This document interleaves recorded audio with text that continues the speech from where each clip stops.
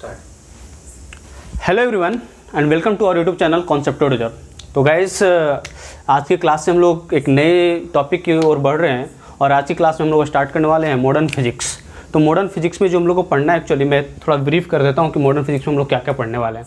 तो JEE syllabus के अनुसार से अगर देखें तो जेई सिलेबस के अनुसार से अगर देखें हम लोग, ओके, जेई सिलेबस के अनुसार से अगर देखें तो मॉडर्न फिजिक्स में सबसे पहले जो चैप्टर्स है that is dual nature, okay, dual nature of light and matter wave, okay, this is the first chapter. तो फर्स्ट चैप्टर हम लोग को मॉडर्न फिजिक्स में क्या पढ़ना है, dual nature of light and matter wave, जो कि आज हम लोग स्टार्ट करेंगे। सेकेंड चैप्टर है that is atomic structure. Chemistry में भी बच्चे इसको पढ़ लेते हैं, ठीक है, और केमिस्ट्री में ज़्यादा डीप में पढ़ते हैं एटॉमिक स्ट्रक्चर। थर्ड क्या है, न्यूक्लियस, ठीक है, और इसी में हम लोग पढ़ते हैं X ray, okay, and the fourth one is semiconductor. तो ये मॉडर्न फिजिक्स का सारा पार्ट्स हैं जो हम लोग एक एक चैप्टर्स करके पढ़ेंगे। आज की क्लास में हम लोग बेसिकली स्टार्ट करने वाले हैं dual nature of light and matter wave. फिर इसकी लगभग 3 क्लास होंगे theory class and 2 to 3 class होंगे न्यूमेरिकल क्लास, ओके।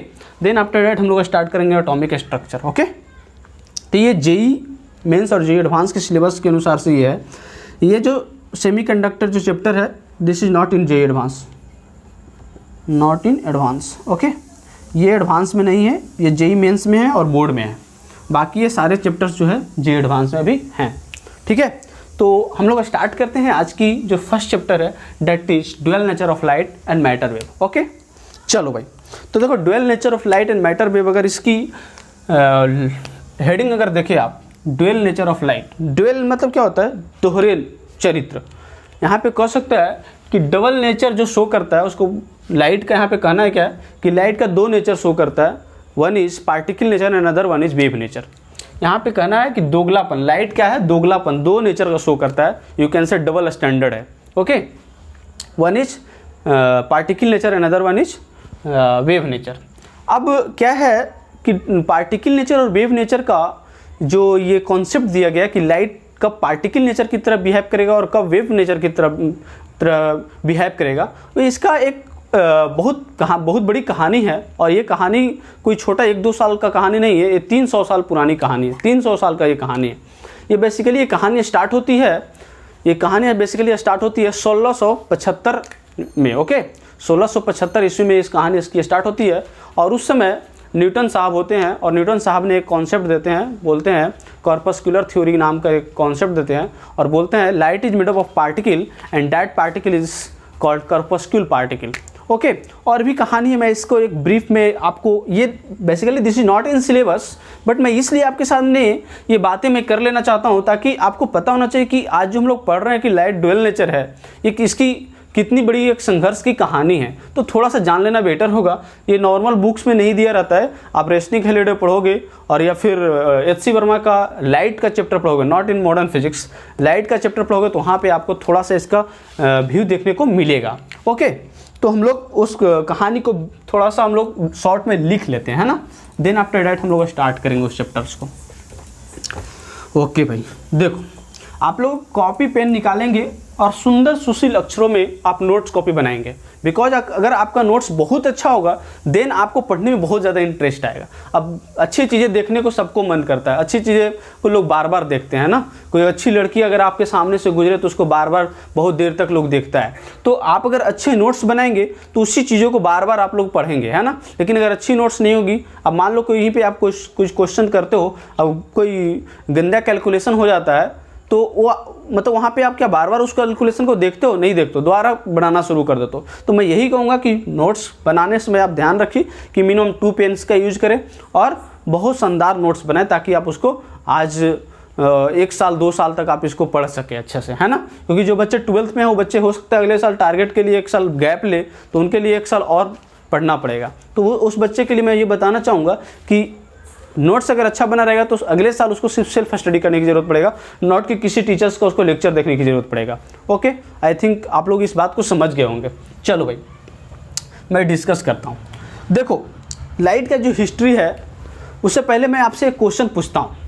लाइट का जो हिस्ट्री है उससे डिस्कस करने से पहले मैं आपसे एक सिंपल सा क्वेश्चन पूछता हूँ। बेटा आप बताना, आपसे अगर पूछा जाए कि बताओ जी अगर आपको किसी ऑब्जेक्ट किसी पार्टिकल को देखना है तो आपको क्या चीज़ चाहिए, तो बच्चे बहुत सारे बच्चे हैं, बहुत एक क्लास में बहुत सारे बच्चे डिफरेंट तरह के आंसर देंगे।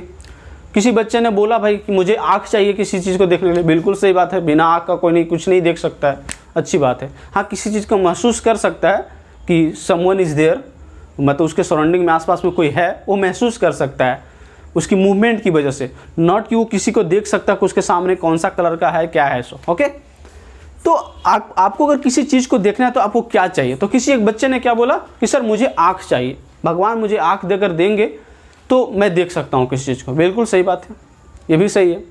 किसी बच्चे ने बोला कि सर मुझे लाइट चाहिए, जब तक लाइट नहीं होगा तो मैं किसी चीज़ को कैसे देखूंगा।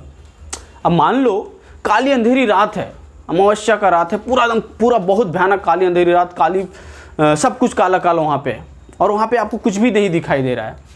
अब वहाँ पे कोई ऑब्जेक्ट को रख दिया जाए, फॉर एग्जाम्पल मान लो आप वहाँ पे एच.सी. वर्मा का बुक रख दिया जाए, उस काली अंधेरी रात में एक टेबल पे एच.सी. वर्मा का बुक रख दिया जाए, आपके पास आँख भी है, क्या आप उसे देख पाओगे?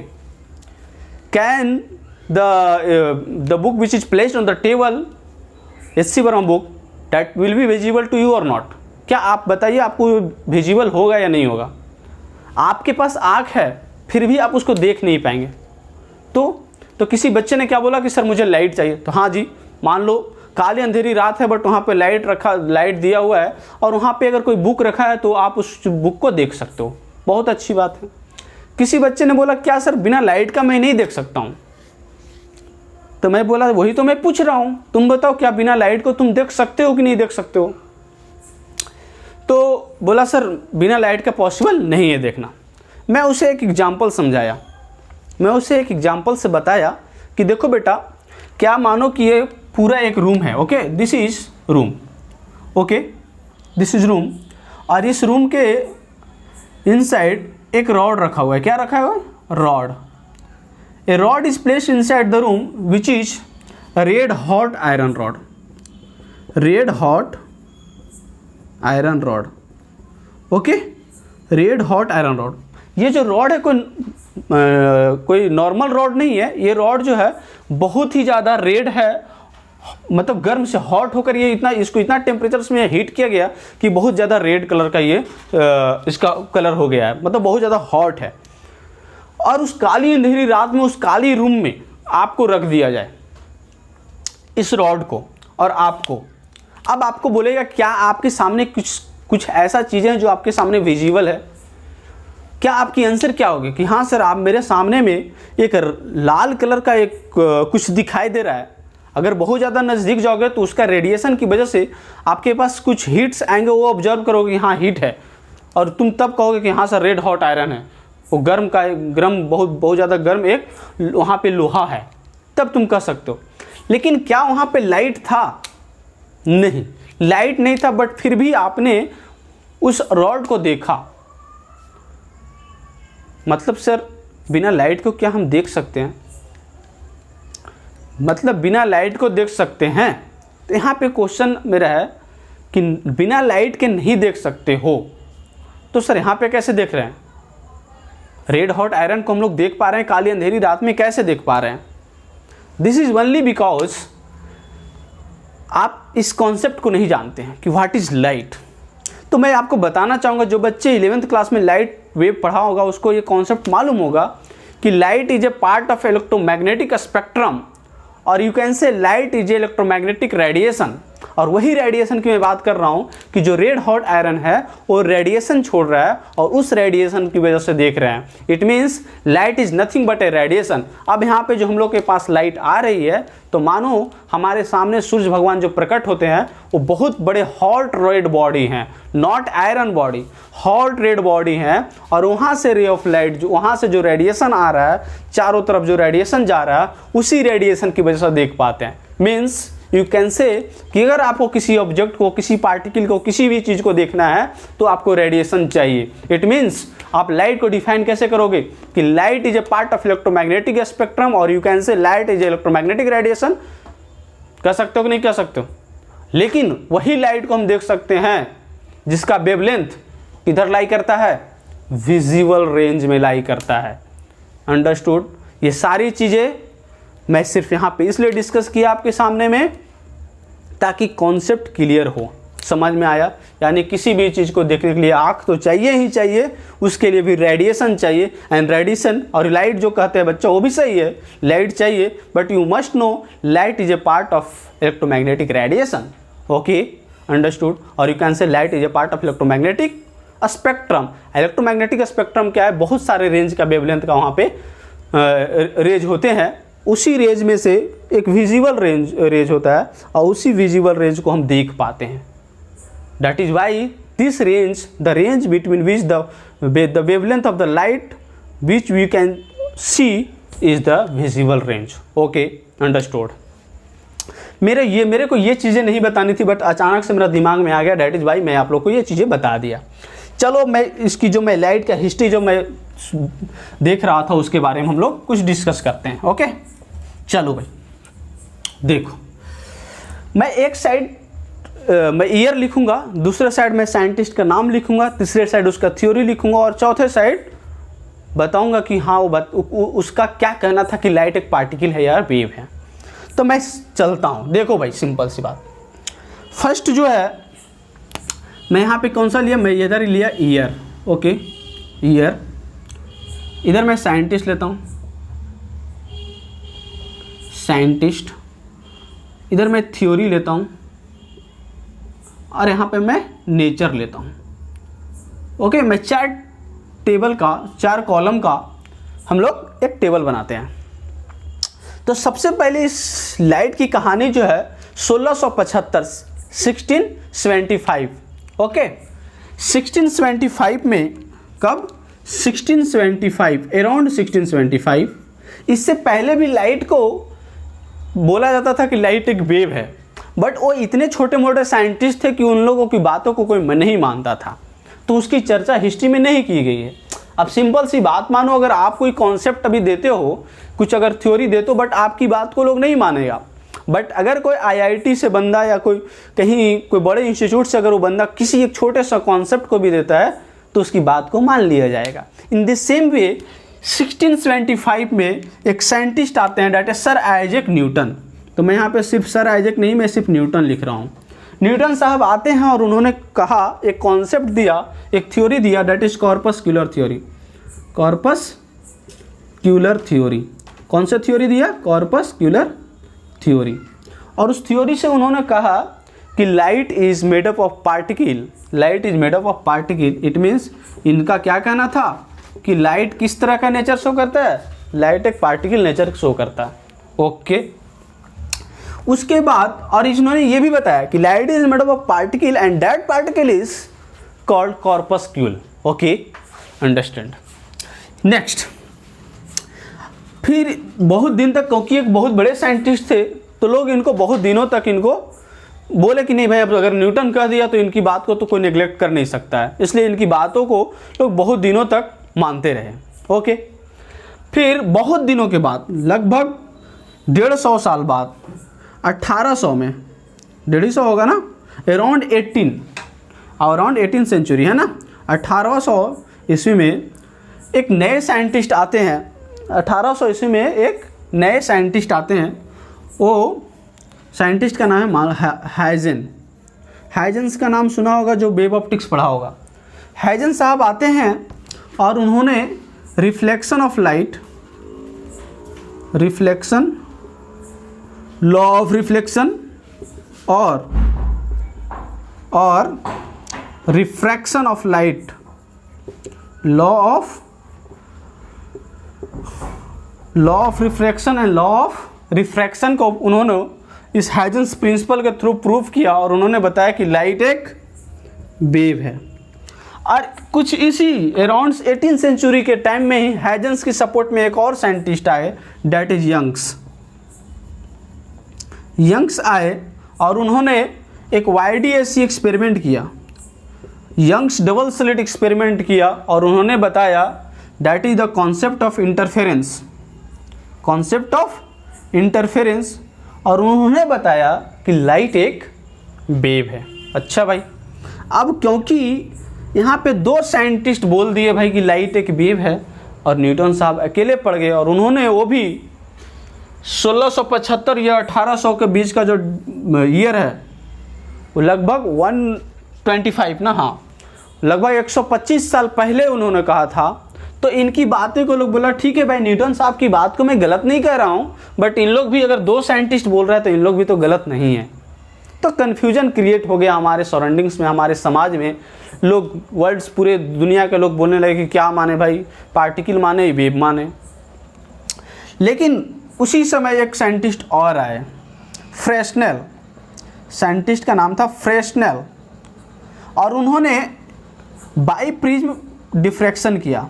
ओके, फ्रेस्नेल बाईप्रिज्म डिफ्रैक्शन किया, ओके, डिफ्रैक्शन पोलराइजेशन किया, और उन्होंने बताया कि लाइट एक वेव है। उन्होंने बताया लाइट एक वेव है। वाह, अब तो समस्या खड़ा हो गया। अब तो 3 साइंटिस्ट बोल दिए भाई कि लाइट एक वेव है। अब क्या होगा, इसका समस्या का सॉल्यूशन क्या होगा? और प्रॉब्लम क्रिएट हो गया ना कि पहले तो भाई न्यूटन साहब के मान रहा था लोगों की एक बहुत बड़े साइंटिस्ट थे, लेकिन अब क्या हुआ कि हाइजन बोले, यंग्स आए, फ्रेस्नेल आए, तीनों का कहना था कि लाइट एक वेव है। तो यहाँ पे क्या हुआ कि इनकी बात ना मान के लोग इनकी बात को मानने लगे, इनकी बात को ना मान के लोग इन लोगों की बात मानने लगे। और फिर 100 साल बाद, कितने 100 साल बाद, अराउंड 100 ईयर, आफ्टर 100 ईयर एक नए साइंटिस्ट आते हैं, एक नए साइंटिस्ट आते हैं, प्लैंक्स क्वांटम, प्लैंक्स क्वांटम नाम के एक साइंटिस्ट आते हैं, प्लैंक्स नाम के साइंटिस्ट आते हैं और एक थ्योरी देते हैं, that is quantum theory, that is quantum theory. और ये हम लोग को सिलेबस में पढ़ना भी है। ओके, तो इसके बारे में हम लोग डिस्कस भी करेंगे। एक थ्योरी देते हैं दैट इज क्वांटम थ्योरी, और उनका कहना रहता है कि light is made up of particle. लो, अब एक और समस्या खड़ा हो गया। अभी तक तो लोग सब मान रहा था कि चलो भाई ठीक है, पार्टिकल वेव है। अब इनका क्या कहना था कि लाइट एक पार्टिकल है, and that particle made up of photons, and each photon is considered as a energy packet. आगे डिस्कस करेंगे फोटॉन्स के बारे में हम लोग। Light is made up of, quantum theory का क्या कहना था कि light is made up of particle, and that particle is called photons, and each photons is considered as a energy packet. तो भाई अब समस्या हो गया। पहले न्यूटन साहब कर रहे थे, और क्योंकि क्वांटम, प्लैंक्स क्वांटम साहब भी एक बहुत अच्छे साइंटिस्ट थे, तो लोग और भी कन्फ्यूजन में आ गए। पहले पार्टिकल, फिर वेव, और फिर लोग पार्टिकल कर रहा है। फिर इनका सपोर्ट में अराउंड 19th सेंचुरी ही आइंस्टीन साहब आए। कौन आए? आइंस्टीन साहब आए। स्पेलिंग अगर गलत होगा तो देख लेना भाई। आइंस्टीन साहब आए और उन्होंने एक एक्सपेरिमेंट किया, that is photo electric effect. उन्होंने एक एक्सपेरिमेंट किया, photo electric effect. Photo electric effect का एक एक्सपेरिमेंट किया, और उन्होंने बताया कि लाइट एक पार्टिकल है, लाइट एक पार्टिकल है, and each particle is energy packet. इनका भी कहना था कि एनर्जी पैकेट है, और इनका भी कहना था क्या, एनर्जी पैकेट है। मतलब कि अब क्योंकि न्यूटन साहब कह रहे थे, फिर इन्होंने 3 साइंटिस्ट आए, बोला वेव है, फिर 2 साइंटिस्ट आए, बोले पार्टिकल है। अब आइंस्टीन इतने बड़े साइंटिस्ट थे, उनका आईक्यू लेवल के बारे में दुनिया जानती है। अब इतने सारे लोग क्योंकि जब बोलने लगा कि लाइट एक पार्टिकल है, जब इतने सारे लोग जब बोलने लगा कि लाइट एक पार्टिकल है, तो समस्या खड़ा हुआ क्या कि अराउंड 1910, 1910-1915 ईस्वी के आसपास में एक साइंटिस्ट आते हैं, डी ब्रॉगली। ओके, एक साइंटिस्ट आते हैं डी ब्रॉगली, और उन्होंने एक मैटर वेव का कॉन्सेप्ट दिया। ओके, और बोले कि लड़ो मत, दोनों है। लो भाई, समस्या ही सॉल्व कर दिया इन्होंने। इन्होंने बोला कि लड़ो मत, दोनों है, लाइट पार्टिकल भी है और लाइट वेव भी है। अब आप कौन कब क्या कंसिडर करता है, इट डिपेंड्स अपॉन यू। उन्होंने बोला कि जब हम लोग रिफ्रैक्शन ऑफ लाइट और रिफ्लेक्शन ऑफ लाइट को जब प्रूव करते हैं, जब YDSC करते हैं, डिफ्रैक्शन करते हैं, पोलराइजेशन करते हैं, तो उस समय वेव नेचर शो करता है। जब हम लोग रे ऑफ लाइट के बारे में डिस्कस करते हैं, जब फोटो इलेक्ट्रिक इफेक्ट के बारे में डिस्कस करते हैं, एट दैट टाइम लाइट एक पार्टिकल की तरह बिहेव करता है। तो आगे हम लोग क्या पढ़ने वाले हैं भाई, आगे हम लोग पढ़ने वाले हैं क्वांटम थ्योरी ऑफ लाइट, जिन्होंने बोला था फोटॉन्स। और फोटॉन्स क्योंकि मेरे फोटो इलेक्ट्रिक इफेक्ट के लिए ज़्यादा इंपॉर्टेंट है, इसलिए फोटॉन्स की प्रॉपर्टीज़ के बारे में पढ़ेंगे, and then after that photo electric effect. Okay, तो इसे आप लिख लीजिए, है ना। ओके, तो इसे आई थिंक मुझे लगता है आप लोग ये लिख लिए हैं, है ना। तो अब मैं बताया कि क्वांटम थ्योरी मैं पहले पढ़ूंगा, उसका जो प्रॉपर्टीज ऑफ फोटॉन्स है उसके बारे में मैं पढ़ूंगा, देन आफ्टर दैट हम लोग फोटो इलेक्ट्रिक इफेक्ट पे बात करेंगे, है ना। चल, तो ड्यूअल नेचर का मतलब समझ में आया, ड्यूअल नेचर ऑफ लाइट का मतलब समझ आया, और लाइट क्या होता है समझ में आता है, light is electromagnetic radiation. Okay, चलो भाई, तो अब हम लोग क्या पढ़ेंगे बताओ, पढ़ेंगे क्या पढ़ेंगे बताओ। हाँ, quantum theory of light. Quantum theory of light कुछ भी नहीं है, क्वांटम थ्योरी ऑफ लाइट कुछ भी नहीं है। Okay, quantum theory of light कुछ भी नहीं। हेडिंग डालो भाई, हेडिंग डाला जाए बच्चों, क्या कहते हो। हेडिंग है quantum theory of light. Quantum theory of light. Quantum theory of light किसने दिया था, अभी बताया, प्लैंक साहब ने दिया था। उनका क्या कहना था, प्लैंक साहब का क्या कहना था कि light is made up of particle and that particle is called photons, and each photon is considered as energy packet. Okay, each photon is considered as energy packet. Okay, तो लिखते हैं इसका कॉन्सेप्ट को लिख लेते हैं, थ्योरी को। क्या बोलता था, light is made of particle, light is made of particle called photons. Light is made of particles called photons, and these photons are quantized in nature.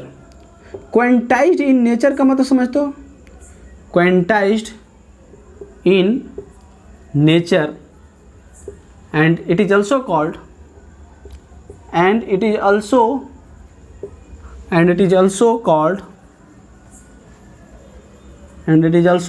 energy packet.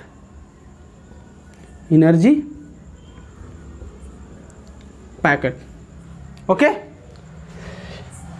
Quantum theory, quantum साहब का कहना था कि light is made up of particle and that particle is called photons. Okay, and that particle is called photons, and these photons are quantized in nature.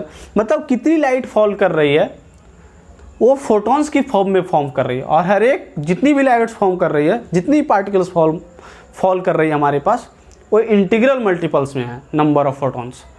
Light is A integral multiple of number of photons. आगे बातें करेंगे इसमें हम लोग. Okay, तो quantum theory of light समझ में आया. ओके, अब हम लोग प्रॉपर्टीज ऑफ फोटोन, ये बहुत ज़्यादा इंपॉर्टेंट है, फोटो इलेक्ट्रिक इफेक्ट के लिए और इस कॉन्सेप्ट के लिए. दैट इज वाई इसको हम लोग पढ़ रहे हैं, है ना. तो हम लोग पढ़ लेते हैं properties of photons. Okay, heading डालो भाई, इसको लिख लिया होगा. आई थिंक इस एरिया में इरेज कर देता हूँ, है ना. Properties of photons, that is very very important, और सब लोग ये इसे लिखेगा बिकॉज बोर्ड में कभी कभी पूछ देता है. That this is not too much important, but कभी कभी पूछ देता है. ओके, CBSE बोर्ड में वगैरह में कभी कभी पूछ देता है. ओके, चलो भाई देखो क्या हेडिंग क्या डालना है भाई. Properties of photons. Properties of photons. Okay, properties of photons. ठीक है, फोटॉन्स का प्रॉपर्टीज पढ़ना है। तो फर्स्ट प्रॉपर्टी बताओ भाई क्या लिखें, फर्स्ट प्रॉपर्टी क्या लिखना चाहिए, फर्स्ट प्रॉपर्टी क्या लिखना चाहिए बताओ, सिंपल सी बताओ क्या लिखेंगे हम लोग। लिखेंगे light is made up of particle and that particle is called photons which travels with A speed of light, है ना। तो लिखता हूँ light is made of particle called photons. Okay, light is made up of particle called photons, and these photons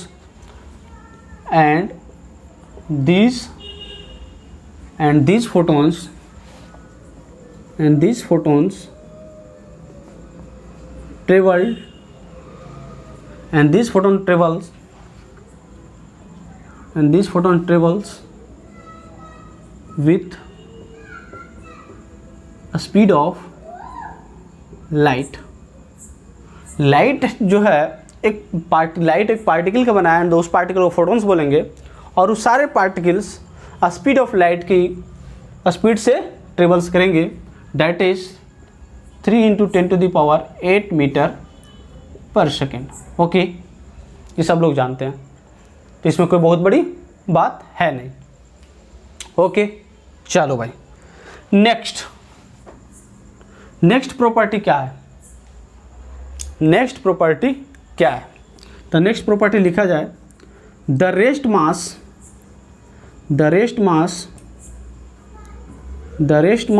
of photon is zero. Photon के पास actually कोई मास नहीं होता, जब वो रेस्ट में रहेगा तो उसके पास कोई मास नहीं होता है, मतलब the rest mass of photon is zero, but क्या मतलब मोशनल मास होगा, but it's motional mass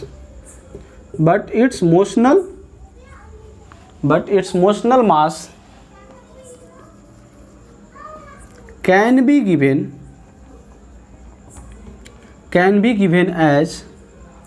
given by Einstein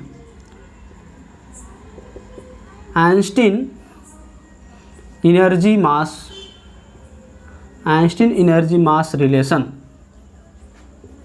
क्या है भाई Einstein energy mass relation, that is E is equal to mc², मतलब मोशनल मास जो होगा m is equal to E/c²। This is motional mass. Okay, this is motional mass, understood, समझ में आया। This is motional मास। तो मतलब क्या बोला कि rest mass of the photon is zero, but motional mass can be given by Einstein energy mass relation, that is E is equal to mc², hence m is equal to E/c²। okay, चलो भाई, this is the second and the third one is क्या लिख सकते हैं, third one is photon has no charge, means the photon is chargeless, photon is chargeless. Chargeless का मतलब photon के पास कोई चार्ज नहीं है, मतलब क्या होगा, इलेक्ट्रिक फील्ड और मैग्नेटिक फील्ड में जब इस फोटोन्स को रखेंगे तो उसका क्या फ़र्क पड़ेगा, क्या इस फोटोन्स पे कोई इफ़ेक्ट पड़ेगा या कोई इफ़ेक्ट ही नहीं पड़ेगा, आप बताओ क्या इफ़ेक्ट पड़ेगा। क्योंकि हम जानते हैं कि इलेक्ट्रिक फील्ड में जब कोई चार्ज पार्टिकल रखते हैं तब उस पर फोर्स लगता है। In the similar way when magnetic field में अगर कोई चार्ज पार्टिकल्स रखते हैं उसको मूव करवाते हैं तो मैग्नेटिक फोर्स लगता है। इट मीन्स जब इसके पास कोई चार्ज है ही नहीं, means there is no effect. तो यहाँ लिख सकते हैं there is no effect, there is no effect on photons, there is no effect of electric field and magnetic field. मैं सिंपल ई वेक्टर लिख दूँ और B vector. There is no effect on electric field and magnetic field, मतलब electric field और magnetic field पे कोई effect नहीं पड़ेगा, because photon is chargeless, because photon के पास कोई चार्ज है ही नहीं। अंडरस्टूड? चलो भाई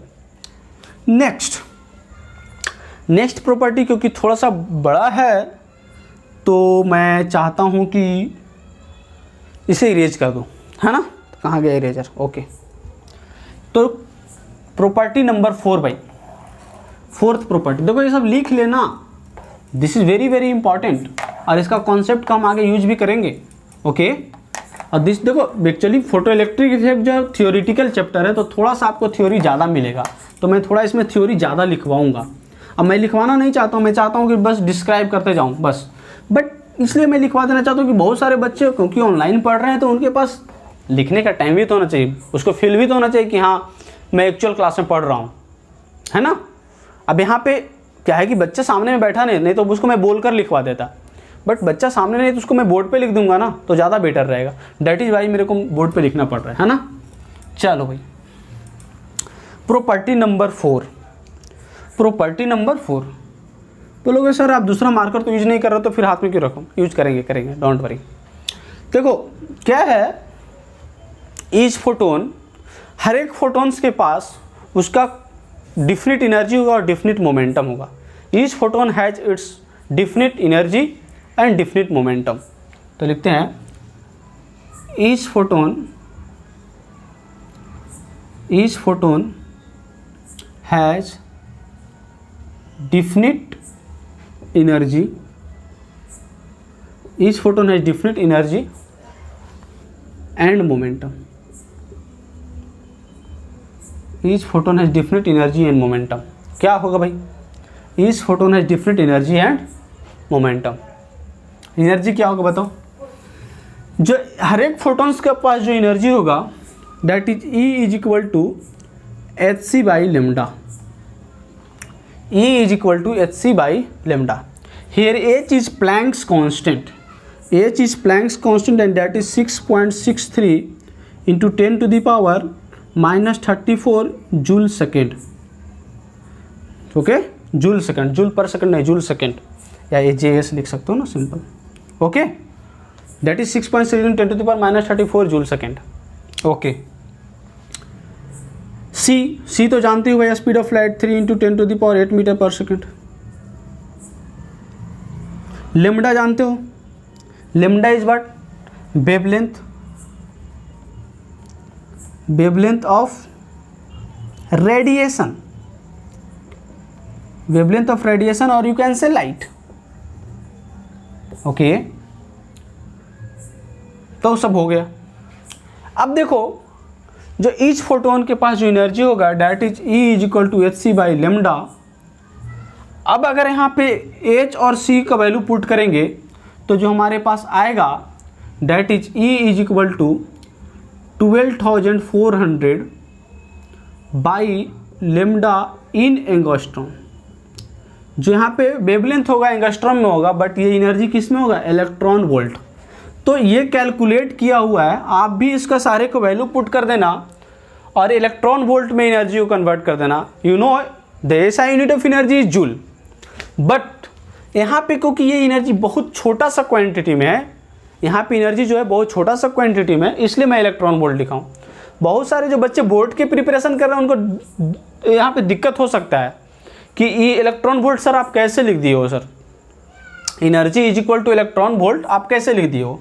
तो मैं उस बच्चे को थोड़ा सा क्लास 10th में मैं ले जाऊंगा और उसे एक सिंपल सा फार्मूला मैं बताऊंगा और एनालाइज कर देगा। W is equal to Q भी पढ़े थे बेटा, W is energy, work is energy, तो energy is equal to Q, की is what? Charge, that is electron, and V is volt. Electron volt आया या नहीं आया? तो इसलिए हम लोग इसको इलेक्ट्रॉन वोल्ट में कन्वर्ट किए हैं, है ना? तो समझ में आ गया होगा, आई थिंक बच्चे को, जो बच्चे समझदार होंगे उनको समझ में आ गया होगा। यानी कि हम लोग जो फार्मूला में आगे जो हम लोग यूज करने वाले हैं that is E is equal to 12,400 divided by lambda in angstrom. जो यहाँ पे लेमडा होगा वो एंगस्ट्रॉम में दिया रहेगा, 5,000 एंगस्ट्रॉम, 3,000 एंगस्ट्रॉम, 5,600 एंगस्ट्रॉम, इस तरीका से। और ये भी हो सकता है कि E इज इक्वल टू 1240, मतलब 1240 या 1240 बाई लेमडा ही रहेगा, बट इन नैनोमीटर। लेकिन यहाँ पे भी इलेक्ट्रॉन वोल्ट में रहेगा भाई, तो ये ध्यान रखना है। ये दोनों फार्मूला में से देखो, सिर्फ यहाँ एंगस्ट्रम में, एंगस्ट्रम का मतलब क्या होता है 10⁻⁻10, यही होता है 1 एंगस्ट्रॉम का इज इक्वल टू 10⁻⁻10 मीटर। अब यहाँ नैनोमीटर में तो 10⁻⁹, अगर एक ऊपर मल्टीप्लाई कर दो एक नीचे मल्टीप्लाई कर दो तो हो जाएगा भाई वही चीज़ एंगस्ट्रम में। तो मैं सबसे ज़्यादा इसे यूज करूँगा, लेकिन अगर वेवलेंथ अगर नैनोमीटर में दिया रहेगा तो मैं इसे भी यूज करूँगा। अंडरस्टूड? ओके भाई, तो ये चीज़ आपको पता होना चाहिए और इससे मैं आगे यूज भी करूँगा।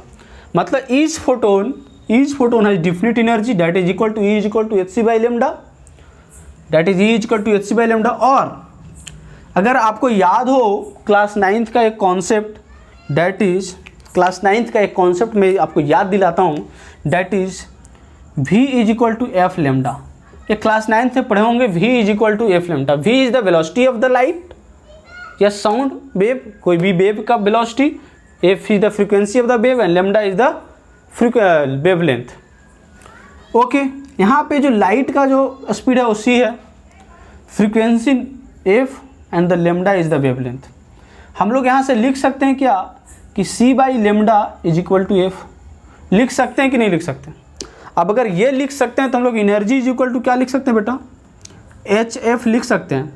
तो ये भी लिख सकते हैं हम लोग hf, जो फ्रीक्वेंसी दिया रहेगा उसके साथ मल्टीप्लाई कर देंगे, हो जाएगा। ओके नाउ, तो ये तो बात की हम लोग भाई डिफिनिट एनर्जी की बात की, मोमेंटम की बात नहीं किए हैं। अब चलो मैं यहाँ पे थोड़ा सा मोमेंटम की बात कर लेता हूँ। मोमेंटम जो होगा ईच फोटोन का जो मोमेंटम होगा, that is p is equal to h/λ, p is equal to h/λ। This is basically the momentum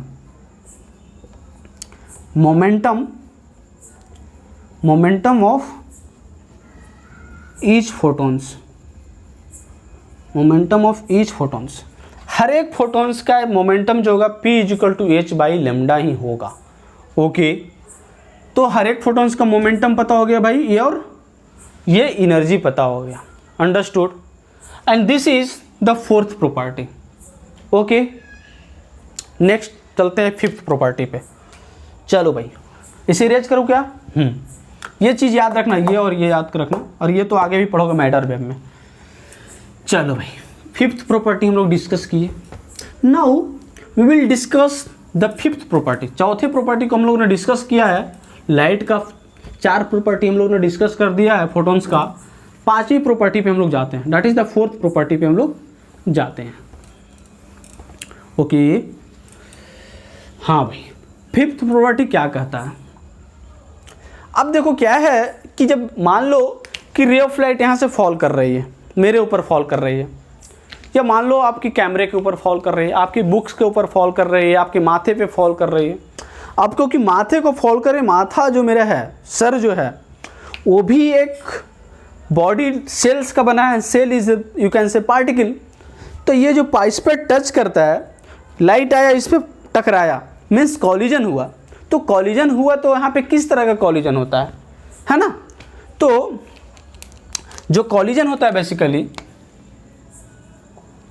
जो कॉलिजन होता है, किसी 2 फोटोन्स के बीच में जो कॉलिजन होता है, या किसी एक दूसरे बॉडी के साथ जो उसका कॉलिजन होता है, that is elastic collision. Okay, the collision between photons and others, the collision between photons and others are elastic collision, are perfectly elastic, perfectly elastic। अब perfectly elastic कहने का मतलब क्या होगा बेटा, बताओ? जो बच्चे क्लास 11th पढ़े हुए हैं उनको याद होगा। perfectly elastic का मतलब, सबसे पहली बात, initial momentum is equal to final momentum होगा नहीं होगा? परफेक्टली इलास्टिक मतलब initial momentum is equal to final momentum. Yes sir, बिल्कुल। और एक चीज़ और होता है, initial kinetic energy is equal to final kinetic energy, ये भी तो होता है। मतलब ये दोनों रूल्स फॉलो होंगे क्योंकि परफेक्टली इलास्टिक है। अंडरस्टूड।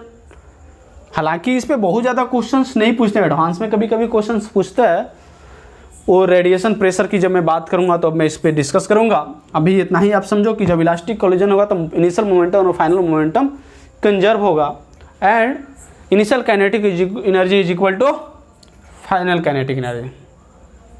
ओके, समझ आया। This is the fourth property. Now हम लोग पढ़ते हैं फिफ्थ प्रॉपर्टी। हम लोग अच्छा फिफ्थ हो गया ना, सिक्स्थ प्रॉपर्टी, सॉरी। हम लोग पढ़ते हैं कौन सा, सिक्स्थ प्रॉपर्टी। सिक्स्थ प्रॉपर्टी क्या कहता है कि देखो क्या है कि मान लो सभी जगह तो लाइट का इंटेंसिटी सेम नहीं होता है। अब यहाँ से देखो, मान लो यहाँ पे बल्ब लगा रखा है। अब ये जो बल्ब है वो यहाँ पे इसका इंटेंसिटी कुछ और है। 1 किलोमीटर दूर, 100 मीटर दूर, 500 मीटर दूर इसका इंटेंसिटी कुछ और होगा। It means number of photons fall जो कर रहा होगा उस सरफेस पे, 1 किलोमीटर दूर अगर कोई सरफेस है तो उस पे जो इस लाइट का जो फोटोन्स फॉल कर रहा होगा वो कितना फोटोन्स फॉल कर रहा होगा, यहाँ पे कितने फोटोन्स फॉल कर रहे हैं, इसका एक रिलेशन है। तो ये रिलेशन क्या है, number of photons is directly proportional to intensity of light. मतलब कि लाइट का जो इंटेंसिटी होगा उसके नंबर ऑफ फोटोन से डायरेक्टली प्रोपोर्शनल होगा। नंबर ऑफ फोटोन से डायरेक्टली प्रोपोर्शनल होगा। समझ में आया। अब यहाँ पे मैं इंटेंसिटी की बात किया हूँ तो इंटेंसिटी में थोड़ा डिस्कस कर देता हूँ। देखो intensity, what is intensity of light. तो intensity of light is basically total energy falling per unit area per unit time. This is basically what, intensity is basically what, क्या लिखेंगे, इंटेंसिटी को क्या लिखेंगे, total energy fouling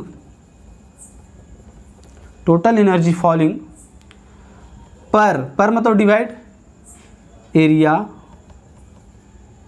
okay, per unit time मतलब time. Total energy falling per unit time, per unit area per unit time. इसका मतलब ये हो गया, अगर मैं इसे डिराइव करूँ तो I is equal to total energy, जो लाइट का टोटल एनर्जी है। एक फोटोन का एनर्जी कितना होता है, h c by lambda. N photons का energy that is n h c by lambda. And area is a and this is t. अगर t इज इक्वल टू अगर 1 सेकेंड ले लो पर सेकेंड, तो मैं इसे क्या लिख सकता हूँ बताओ, I is equal to N E में लिख दूँ क्या, N E by A. And hence यहाँ से अगर देखो तो मैं लिख सकता हूँ N is equal to I A by E, I A by E. This is the number of photons falling per unit area per unit time. Okay, understood, समझ में आया। तो ये नंबर ऑफ फोटोन्स है and this is the properties of photons. जो आज हम लोग डिस्कस किए वो प्रॉपर्टीज ऑफ फोटोन्स के बारे में डिस्कस किए। ओके, आपको समझ में आ गया होगा, है ना। चलो एक बार मैं चेक कर लेता हूँ सही रिकॉर्ड हो रहा है। Yes, perfect, yes, good. चलो प्रोसीड करते हैं आगे भाई। चलो भाई, तो अब हम लोग प्रॉपर्टीज ऑफ फोटोन्स पढ़ लिए। नेक्स्ट कॉन्सेप्ट पढ़ते हैं जो हम लोग को मेन मुद्दा था, that is photo electric effect. Dual nature of light. Light का दो नेचर होता है, पार्टिकल नेचर और वेव नेचर। मैं बताया। अभी हम लोग जो पढ़ने वाले हैं that is photo electric effect. Photo electric effect क्या है उसके बारे में हम लोग डिस्कशन करेंगे। ओके,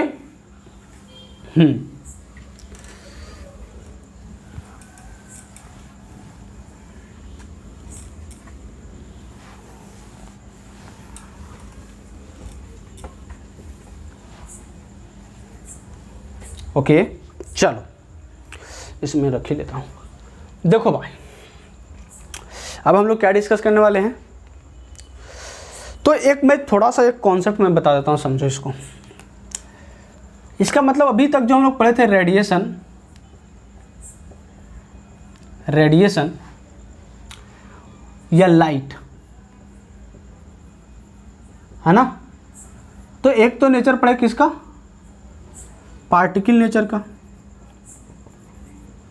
और एक कौन सा पढ़े, वेव नेचर का। ओके, तो पार्टिकल नेचर में कौन कौन सा था बताओ। पार्टिकल नेचर कौन यहाँ पे पढ़ेंगे हम लोग, that is photo electric effect. Particle nature को हम लोग अभी देखो, एक क्वेश्चंस बार बार बिहार बोर्ड एग्जाम्स में वगैरह में पूछा जाता है कि photo electric effect based on which nature of light. तो बहुत सारे बच्चे दोनों नेचर मार देते हैं, क्यों, क्योंकि डुअल नेचर चैप्टर्स में आता है फोटो इलेक्ट्रिक इफेक्ट, तो गलत है, पार्टिकल नेचर ऑफ लाइट पे बेस्ड है। वेव नेचर ऑफ लाइट किस में हम लोग पढ़े हैं बताओ, वेव नेचर ऑफ लाइट किस में पढ़े हैं, दैट इज इंटरफेरेंस, है ना, पोलराइजेशन, डिफ्रैक्शन वगैरह, है ना, पढ़े हैं। ओके, तो ये सब कॉन्सेप्ट आपको समझ में आ रहा है। अच्छा, रेडिएशन ऑफ लाइट एक मैटर वेव, जो कि आगे हम लोग पढ़ेंगे, उसके बारे में भी मैं यहाँ पे थोड़ा सा डिस्कस कर देता हूँ शॉर्ट में, कि मैटर वेव जो है, कोई मैटर जो है, ये भी दोनों पार्टिकल और वेव की तरह रिएक्ट करता है, एंड वेव, है ना। वेव कब रिएक्ट करता है, उसके होने के लिए डिवीजन जर्मर एक्सपेरिमेंट द्वारा बताया गया भैया, डिवीजन जर्मर एक्सपेरिमेंट द्वारा बताया गया कि वेव नेचर ऑफ लाइट कब शो करता है, अंडरस्टूड। और पार्टिकल नेचर ऑफ लाइट कौन सा बताएगा मैटर वेव में, वो सब लोग जानते हैं, Newton physics, that is mechanics, है ना, you can say Newton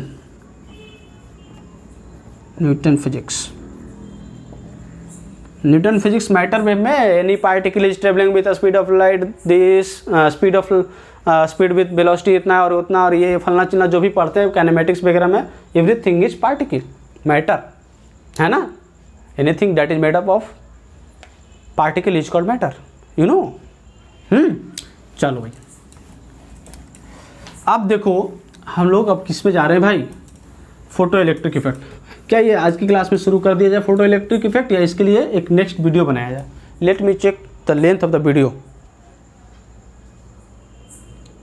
this is 26 and that one is approx 20 minute, it means this one is 40 minutes. So I think इस वीडियो को मैं स्टॉप करता हूँ, नेक्स्ट वीडियो में अभी तुरंत मैं पढ़ाता हूँ, डोंट वरी। तो गाइज बेसिकली आपको ये लेक्चर बहुत अच्छा लगा होगा, होप सो। मैं नेक्स्ट वीडियो अभी तुरंत आपके पास पढ़ाने वाला हूँ, that is lecture 2। First lecture is the basically the history of light and the properties of photons only, okay. अब मैं अभी जो लेक्चर लेने वाला हूँ that is the photo electric effect, इस पर हम लोग कुछ अच्छा चर्चा करेंगे, ओके। तो इस वीडियो को मैं यहीं पे स्टॉप करता हूँ। अगर वीडियो आपको अच्छा लगा हो, अपने दोस्तों के बीच में इसको आप बताइए कि हाँ भाई एक अच्छा लेक्चर मिल रहा है पढ़ने के लिए, उनके पास शेयर कीजिए, उनको मोटिवेट कीजिए, उनको पढ़ने में हेल्प कीजिए। Keep studying and keep watching my video, okay. Till then bye bye, Tata.